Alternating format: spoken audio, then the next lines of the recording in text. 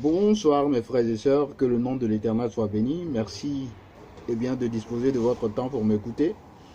Je voudrais, avant de commencer, n'est-ce pas, mon petit message, je voudrais dans un premier temps euh, vous présenter des réponses à certaines questions. Je crois qu'on m'a interpellé euh, ce week-end en ville pour savoir un peu quand j'organise le sommet entrepreneurial pastoral et la caravane d'évangélisation au stade Félix Houphouët-Boigny.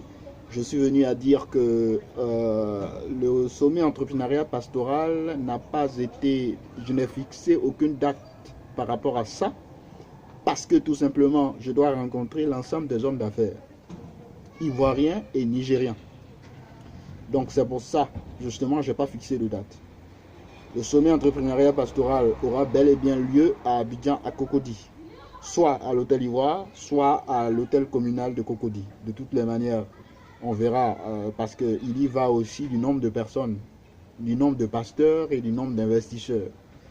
Donc ce sont des questions qui sont à analyser pour que ce sommet entrepreneurial ait lieu. Donc le sommet entrepreneurial consiste tout simplement à permettre aux pasteurs de l'Église de Côte d'Ivoire de rencontrer des hommes d'affaires nigériens, sud-africains et ivoiriens, dans le but non seulement de se faire connaître, mais dans le but de permettre aux investisseurs qui veulent effectivement investir sur des pasteurs qui ont des idées et qui ont des projets, de faire en sorte que leur projet soit un succès. Et ensuite permettre aux hommes d'affaires ivoiriens de rencontrer les hommes d'affaires nigériens pour des affaires, pour booster leurs affaires, permettre aux hommes d'affaires nigériens de rencontrer des hommes d'affaires ivoiriens pour booster, n'est-ce pas, leurs affaires, et permettre aux hommes d'affaires sud-africains de rencontrer des hommes d'affaires nigériens et ivoiriens dans le but, n'est-ce pas, de booster leurs affaires.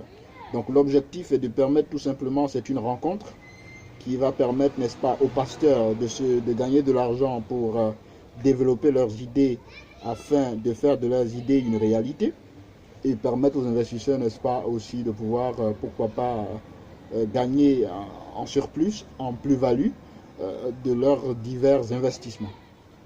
Ensuite, la caravane d'évangélisation au stade Félix Houphouët-Boigny, effectivement, c'est dans ce cadre que je dois rencontrer les personnalités politiques en Côte d'Ivoire. Si vous me voyez rencontrer certaines personnalités politiques en Côte d'Ivoire, c'est dans ce cadre que je dois les rencontrer, parce que l'objectif est de pouvoir organiser la caravane d'évangélisation avant 2025. De toutes les manières, avant 2025, c'est mon objectif. Voilà, et le budget de cet événement, c'est 60 millions de francs CFA. Le budget du sommet entrepreneurial pastoral, c'est 20 millions.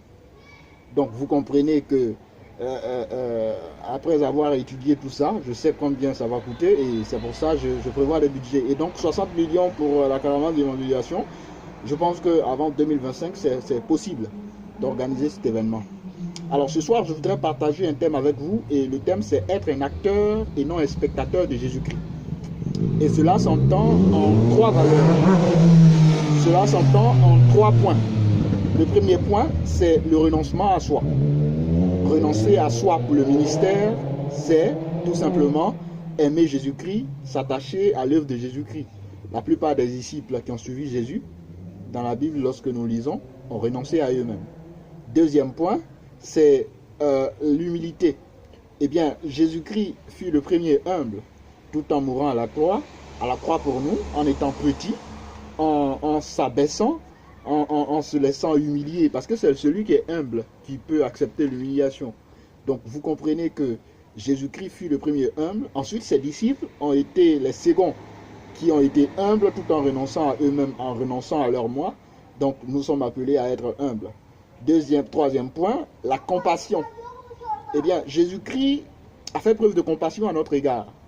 Nous aussi, nous sommes appelés à faire preuve de compassion à l'égard de ceux qui n'ont pas Christ. C'est en cela que nous ferons de ceux qui n'ont pas Christ aujourd'hui, d'être pleins de Christ, d'être pleins de l'Esprit de Christ. Parce que nous leur retirons, nous ferons en sorte qu'ils soient retirés du néant pour, n'est-ce pas, être dans la lumière. Quatrième point et dernier point, c'est l'amour. Nous sommes appelés à manifester l'amour. L'amour à l'égard de notre prochain. qu'ils soient chrétiens ou pas, nous sommes appelés à manifester l'amour. L'amour à l'égard de l'ennemi, l'amour à l'égard de toute personne que nous voyons. C'est en cela que le Seigneur nous bénira, puisqu'il fut le premier qui nous a aimés tels que nous sommes. Il nous a tirés du néant qui est le péché, pour nous amener à la lumière, pour nous permettre de voir la lumière. Voilà le message que je voudrais vous transmettre. Nous sommes appelés à être des acteurs de Christ et non des spectateurs. Un acteur, c'est celui qui est toujours en perpétuelle action. Et moi, je pense qu'à travers mes divers projets, mes diverses institutions, je ferai en sorte d'être un acteur de Christ et non un spectateur. Merci de m'avoir écouté. Passez une bonne soirée. Je voudrais donc aussi évoquer la question liée à mon voyage en Afrique. Effectivement, je vais rencontrer à Lagos des investisseurs nigérians et rencontrer, n'est-ce pas, en Côte d'Ivoire aussi, des personnalités politiques et des investisseurs. Il faut comprendre que je suis en Afrique pour établir des institutions chrétiennes évangéliques et c'est bien le groupe QA et la Fondation Famille QA. J'ai dit que la Fondation Famille QA et le groupe QA auront leur dîner gala en 2020 à Abidjan et à Lagos dans la même année. Soit ce sera un décalage de 6-7 mois, on verra bien comment on va organiser tout ça. Mais le budget, ça sera entre 1 ou 2 millions pour le dîner gala uniquement d'Abidjan. Et le dîner gala de Lagos, je crois aussi entre 1 ou 2 millions. Donc il faut qu'on prépare au moins 4 millions de francs CFA pour ça. Parce que au dîner gala, on va inviter des grands hommes d'affaires. Ce ne sont pas des gens qu'on va ramasser comme ça. Voilà, pour les inviter, il faut tout préparer, il faut mettre tout en œuvre pour les accueillir. Donc c'est dans ce cadre-là. Voilà, donc que le Seigneur vous bénisse. Et je voudrais aussi dire quelque chose. Quand vous me voyez intervenir souvent, j'ai une façon de parler. Pourquoi? Parce que je suis un leader. Et tout leader a une façon de parler. Et donc cela ne fait pas du leader un orgueilleux. Hein, on peut avoir un certain charisme, on peut avoir une façon de parler qui ne fait pas de soi un orgueilleux, parce que ceux qui me connaissent et qui viennent me visiter chez moi et qui me fréquentent régulièrement savent un peu comment je suis. Hein. Je ne suis pas orgueilleux, je ne suis pas quelqu'un qui hausse les épaules, non, pas du tout. Voilà. Donc, maintenant, ceux peut-être qui me traitent d'orgueilleux, je ne dis pas de ne pas le faire, vous pouvez le faire, hein. Vous pouvez me traiter d'orgueilleux, hein, mais c'est que vous ne m'avez jamais connu. Voilà, c'est un peu ça.